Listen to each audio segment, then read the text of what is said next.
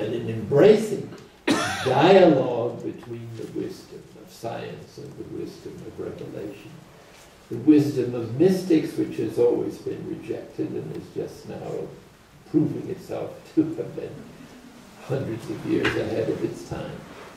The answer is that God has always been God, and the energies have always functioned according to His will, and now they're just beginning to become known because of the technological achievements of the human mind, which is enjoying, let us say, this vast explosion of information that's getting bigger all the time. Unfortunately, the vision of life as value, or the value of this information we're receiving, or its meaning, is not making much of a dent on the population as of now.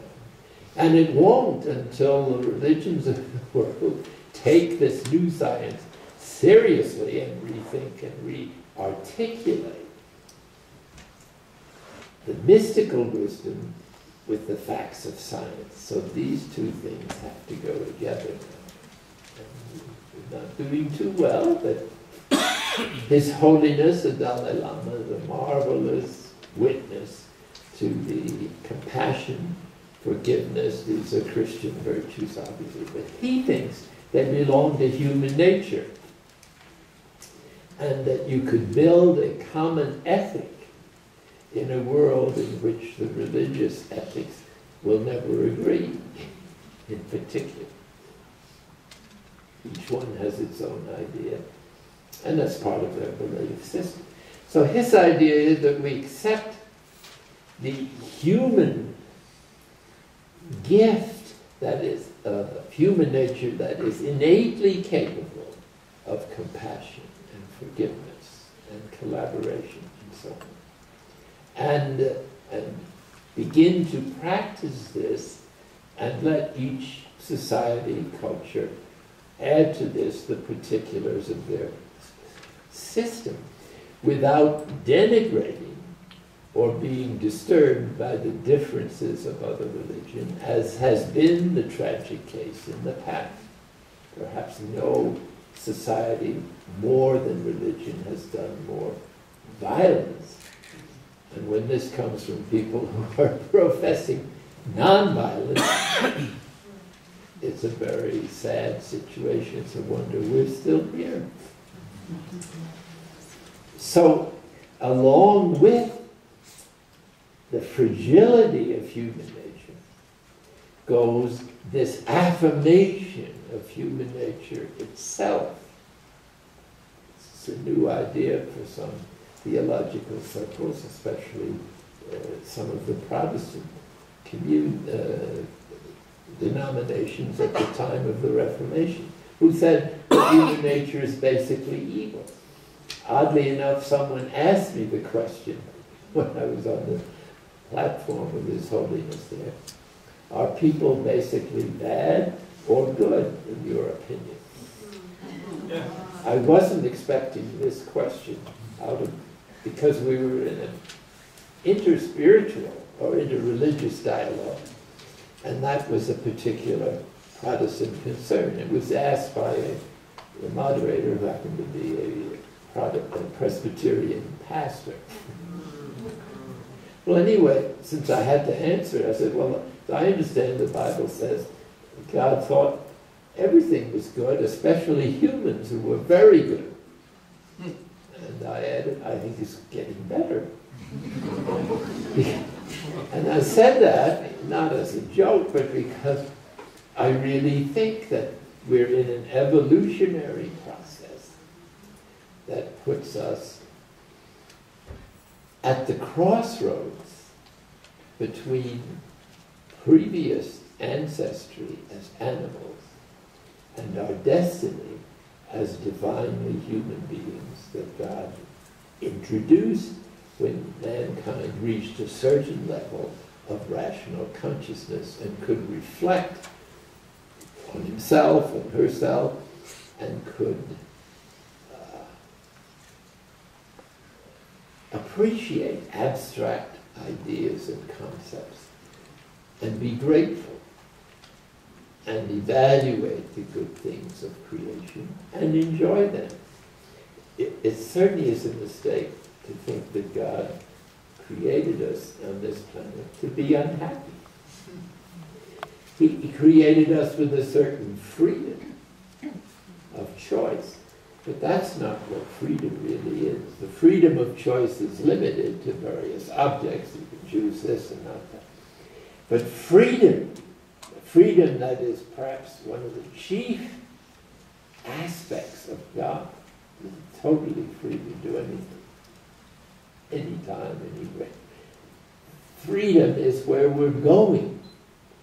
And hence, education in how to be free is the most essential part of any curriculum.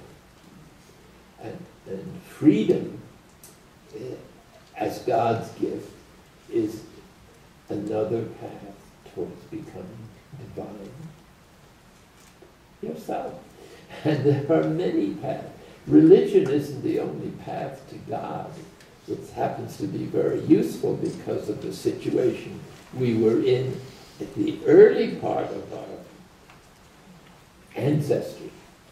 And so here is something that throws a great light on the passion death of Jesus Christ and of how to understand it in light of the evolutionary process, scientific discoveries, and the new cosmology that is waiting to be created, on which a genuinely persuasive theology is possible. Without it, it isn't.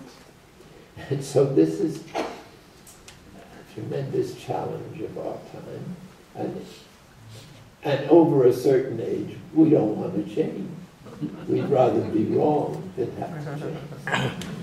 So it requires a heroic, and as I might say, an adventurous spirit to play this game with God, in which you're going to be totally surprised by what happens. You won't know how to handle it, and as a result may begin to trust God in the proportions that he deserves, which are limitless. So let's look at the message and the meaning of the cross in this perspective. It has had many interpretations over the centuries, but this is only one. And if you don't like it, think one up yourself. But these are just the reflections of a very old man who's been at this journey, I guess 75 or 8 years, somewhere in there. Years are all the same now. Short.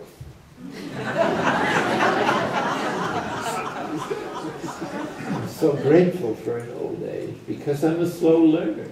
It's taken me all this time just to learn how to learn. Think of that for a moment.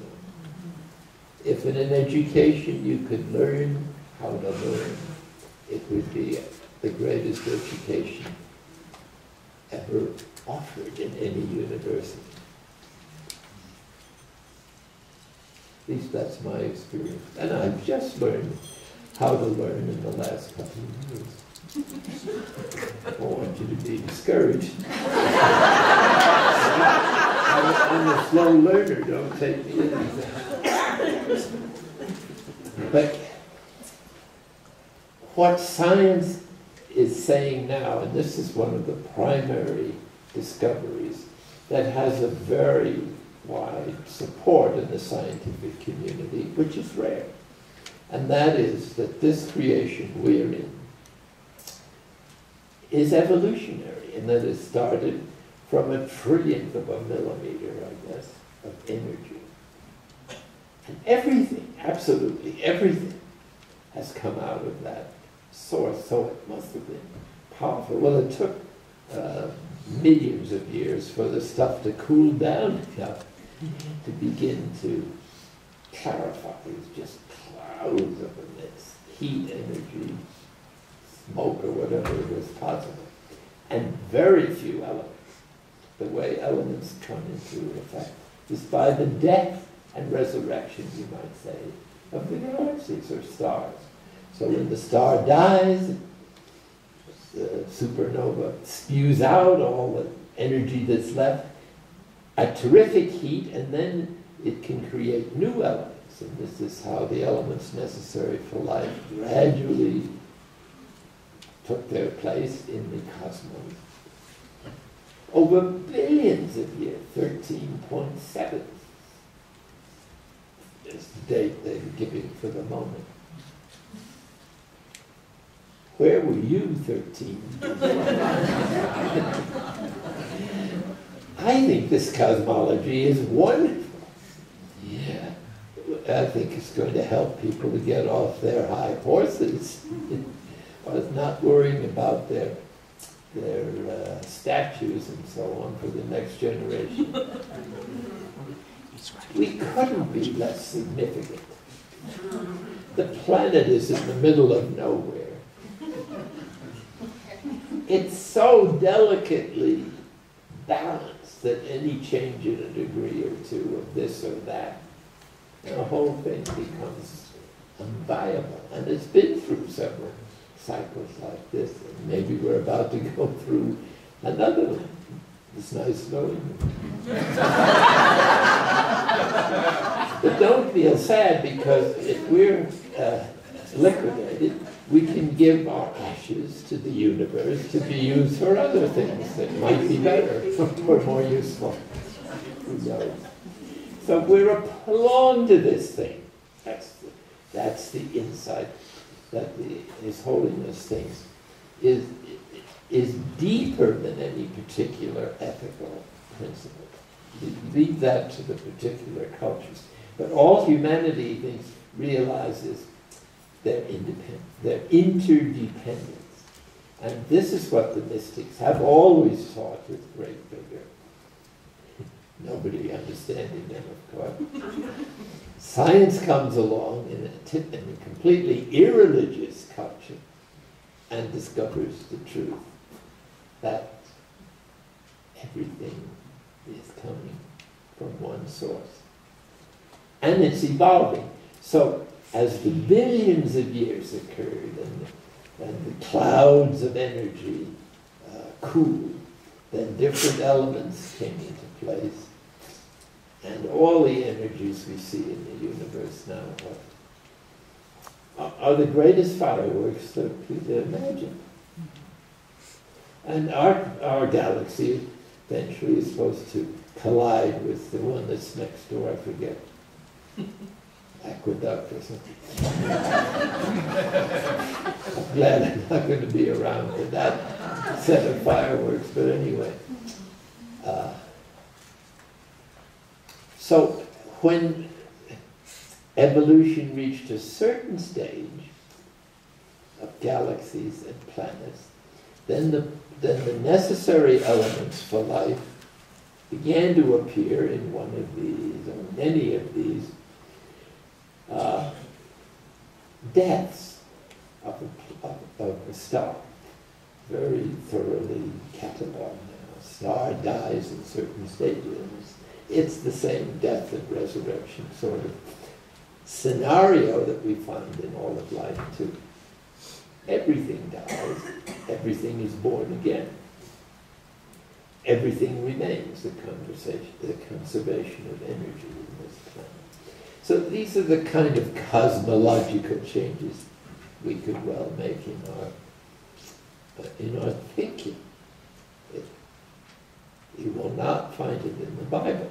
You find there truth presented as a myth, that is, a truth that is too deep for prose and has to be placed in poetry in order to point to it. But if we take the Bible literally, in many of its cases, then you completely distort the purpose of the author, insofar as the author even knew what he or she was doing. Not much chance of it being a she. in that patriarchal period. So the animals continue to evolve, and this is traced in the archaeological sphere. You have the mammals here in Snowmass. We discovered these lovely mammals thousands of years ago. And those of us who are kind of human mammals are well placed to see what our ancestors had to go through, who weren't quite human yet. But the movement towards becoming rational is there in the evidence everywhere on all the continents, and is getting more and more numerous. And when they started to speak, when they started to read, or when they started to paint the animals they saw around them, how primitive they were, we still don't know, and they're always pushing the dates back farthest. Maybe humans, well, humans came out of humanoids or humanids who were walking around not as handsome as we are today. But we don't know when they began to develop other skills. They manifested in some of the higher mammals with the kind of logic that some developmental psychologists recognize as part of human development. So each human being repeats this evolution in our own childhood and developmental growth to the point of adults. So we are just animals who think. Even the classical definition that humans are, rational animals.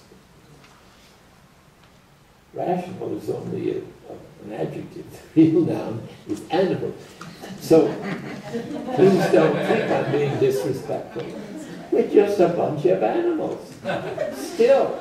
And if you didn't have an animal brain, you couldn't survive more than a few days on this planet. So it must be God's will that we have this, in the back of the head, I guess, the animal brain that can breathe, that can function instinctively. Perhaps 90, maybe 95% of all the bodily activities are subconscious to it. We don't have to think about it. So we're instinctual on many points, just as the animals are. Now at some point, this instinctual creature, who is simply following his or her nature as an animal, began to think. And this didn't happen overnight, but in the course of maybe generations or millennia, everything begins to become more complex. And so biologists are saying that human evolution is towards complexity, or all biological development is through complexity. And at a certain point, that complexity was complete. And this is the point we are at now, according to some like Teilhard de Chardin and his cohorts. So, what does that mean? It means that we're still under the influence, heavy influence, of our instinctual needs as ancestors that are in our genes and our genome,